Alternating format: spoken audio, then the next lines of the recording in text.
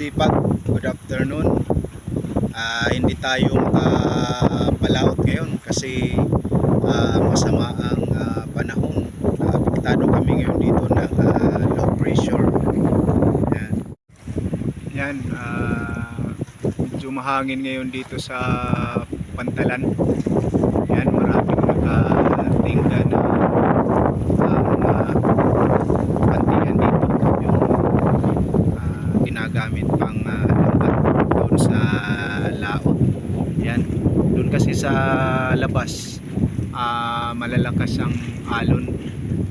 Yan, kaya hindi makapalaot. Marami mga pangingisda dito. Yan, yung mga sasakyan dito, mga pantian dito, mga pambot na maliliit, nakatingga lang, nakahanger. Ayan, so hindi makapalaot. Yan, medyo malakas ang hangin.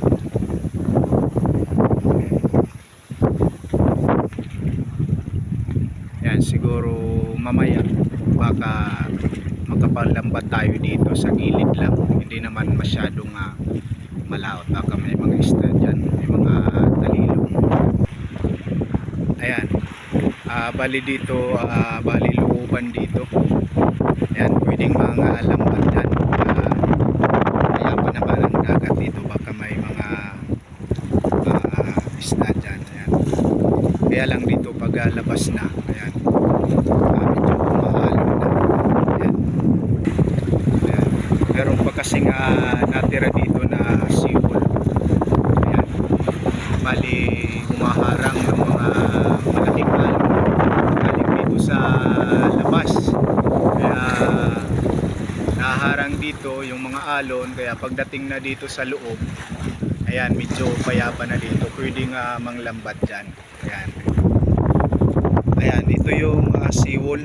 Ayan, dati buo ito, patawid doon sa kabila, doon sa may mga bahay doon, nadadaanan ng mga tao. Kaya lang nasira nung dumaan noon na malakas na bagyo. Ayan, dito baka makapanglambat tayo, baka may mga talilong dyan. Madalas ako nanlalambat dyan.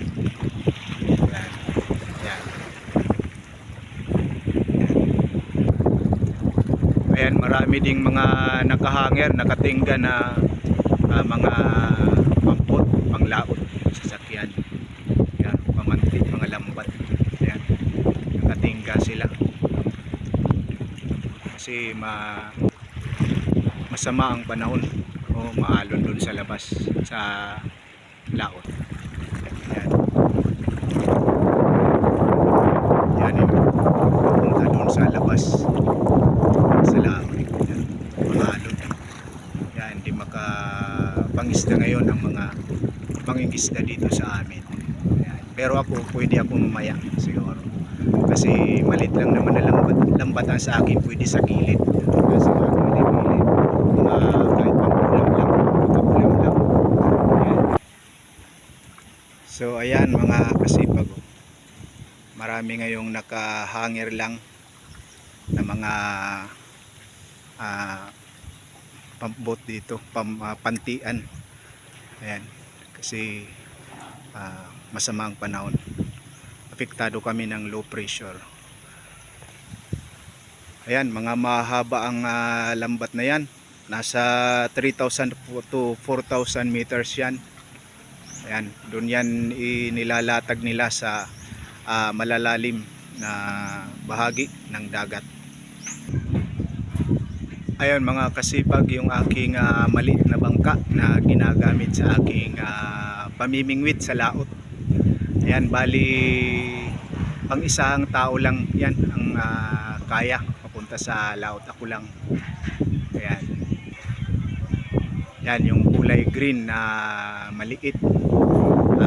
Wala akong hanger kasi ang kill yan, ang kill ay fiberglass, o matibay sa tubig.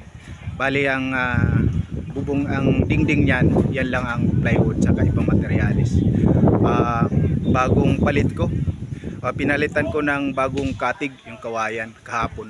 Ayan, So ayan mga kasipag, yung aking maliit na bangka na ginagamit sa pamimingwit doon sa laot.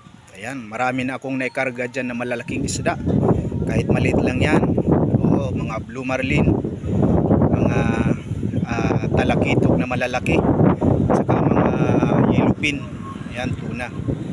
Ayan, maliit lang yan, pero matibay yan, matibay. Ayan naman, galing dito sa taas, sumasampa ako sa pader na ito pababa. Ayan, may hagdan ako dyan.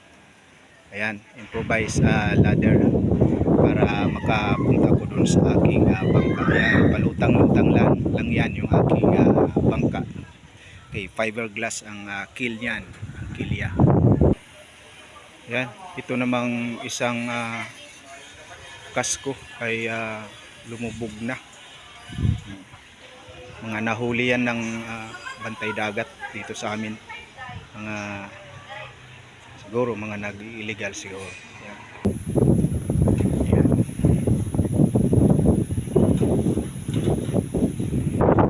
Ayan, kahit hanggang dun sa kabila ay marami din nakahangir, nakatingkan na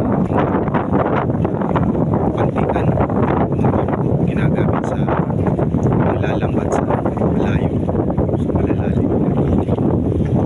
Ito yung ngayon ang aming facility.